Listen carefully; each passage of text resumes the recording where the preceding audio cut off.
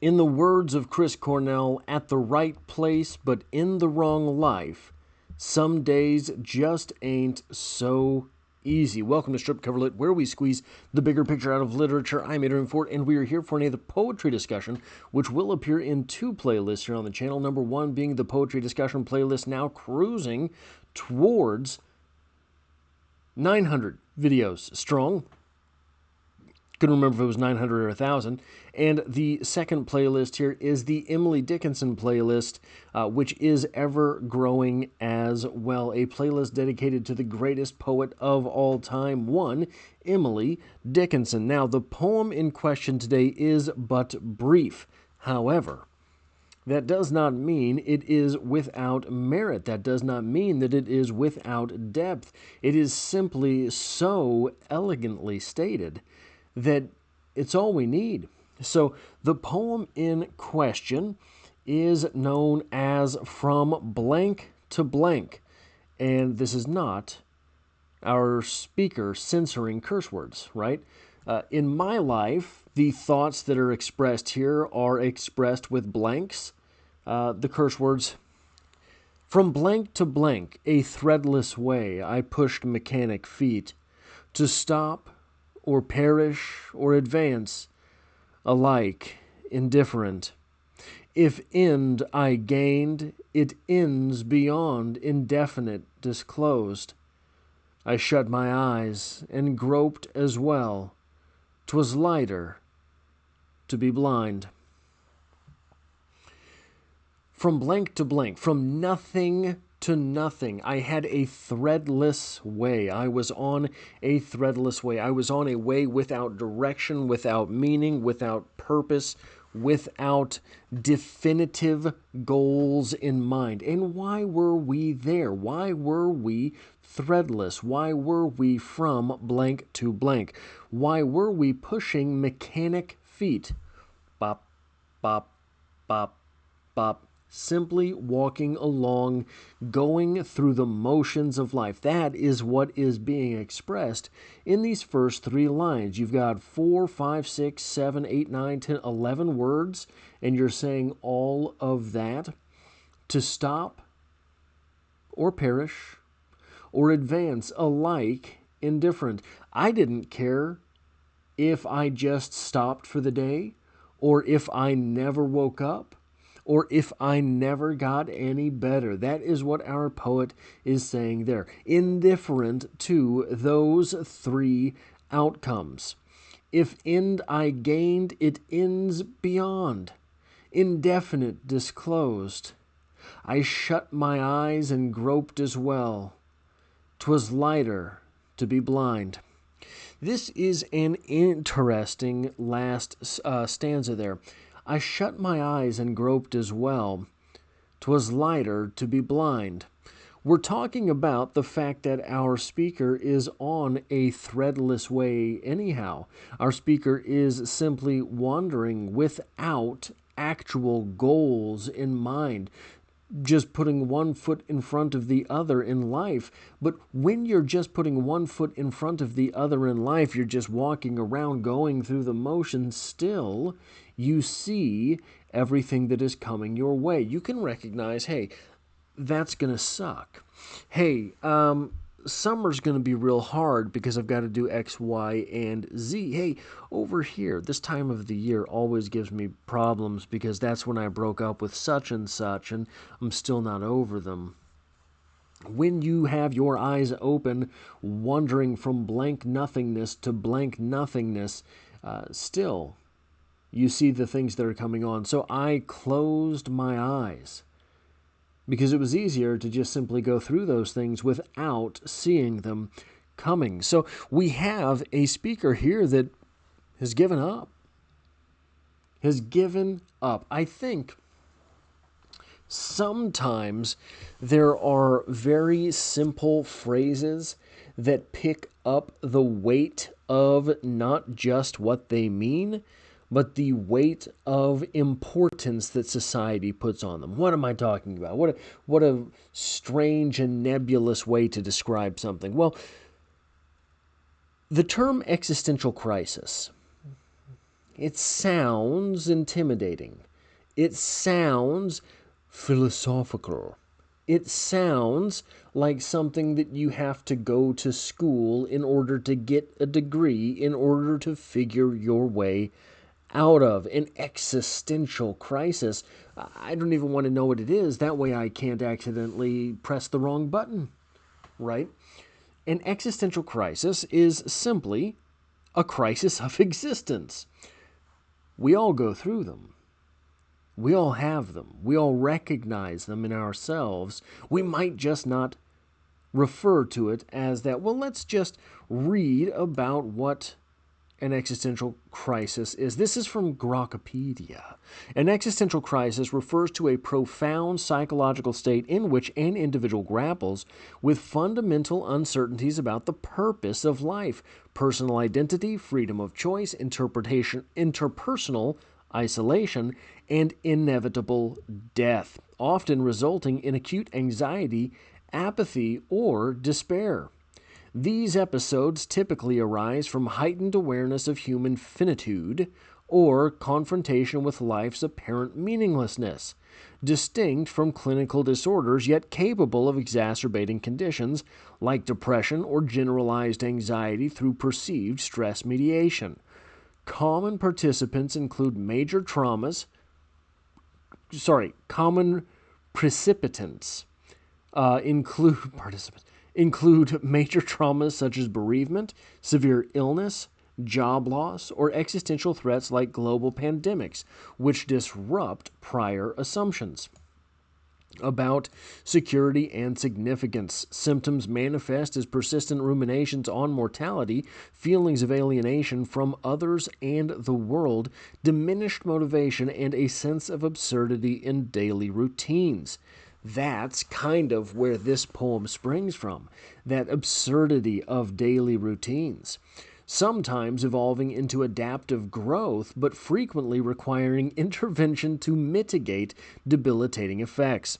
While not formally classified in diagnostic manuals like the DSM-5, empirical studies indicate elevated prevalence among young adults and university students, correlating strongly with stress, depression, and ontological insecurity. Evidence-based approaches to resolution emphasize existential psychotherapy, which confronts these givens of existence to foster authenticity and resilience alongside cognitive behavioral techniques for reframing dread into purposeful action.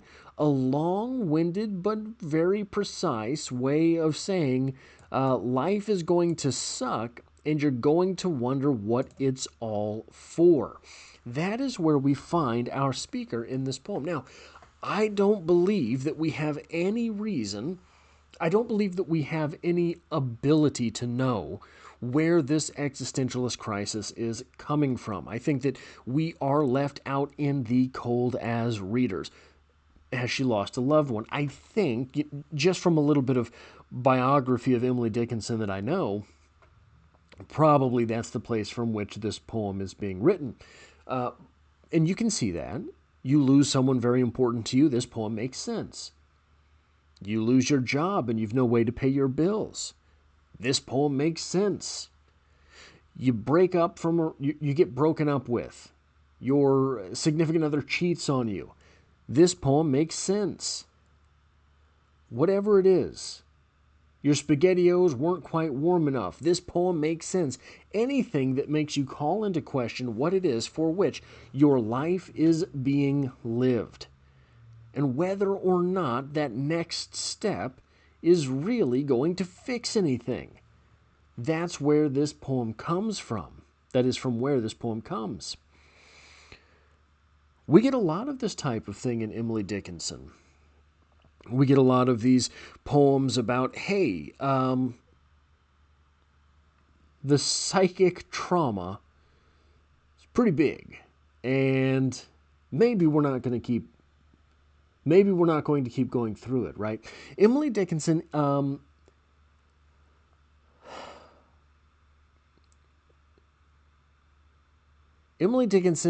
never really turned to a philosophy, at least through my experience with Emily Dickinson, never really turned to a philosophy in the midst of this.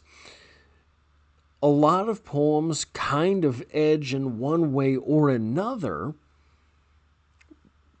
but we never really get a full-throated defense of any one philosophy from Emily Dickinson. And I think that's admirable, because it seems that as a writer, as an intellectual, as a person, as a sufferer,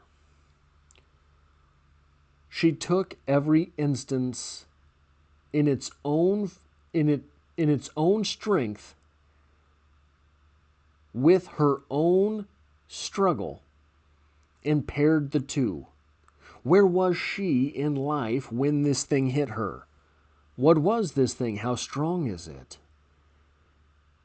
Individualistically, she was comparing and contrasting the things through which she was struggling with the tools that she had in her belt.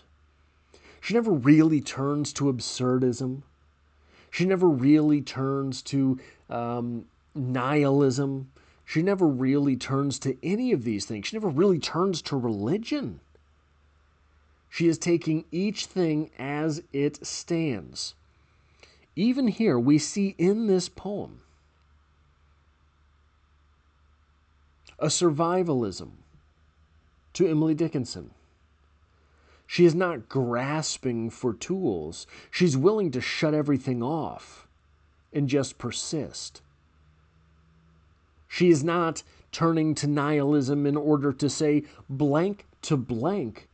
If it's a blank in my threadless life, I'm not doing it.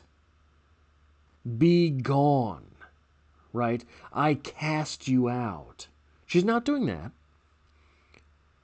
Our speaker is still doing the blank to the blank. That sounds bad. One blank in her life leads to another blank in her life. That's not quite as bad sounding, but still. And then, by the end of the poem, when it feels like even this struggle forward, where she does not care, doesn't care if she makes it, she gets to the end of the poem and things are still hard, so she takes it on blind.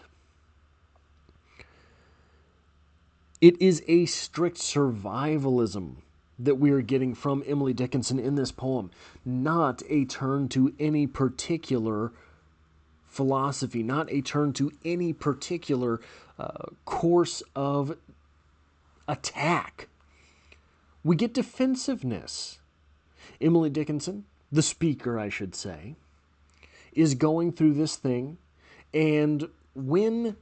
Okay, so how do you get to that first stanza? We don't know what the crisis is, but we know it occurs.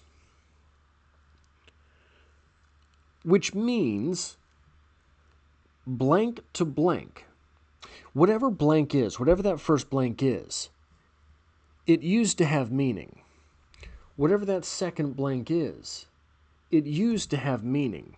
Now they're just blanks. Now she's just threadless. So that has failed. Her meaning apparatus has failed. The place from which she gets her purpose has failed. Okay, great. Still, she's pushing those mechanic feet forward.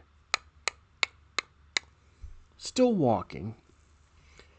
But, again, looking forward and seeing all of those things that are coming.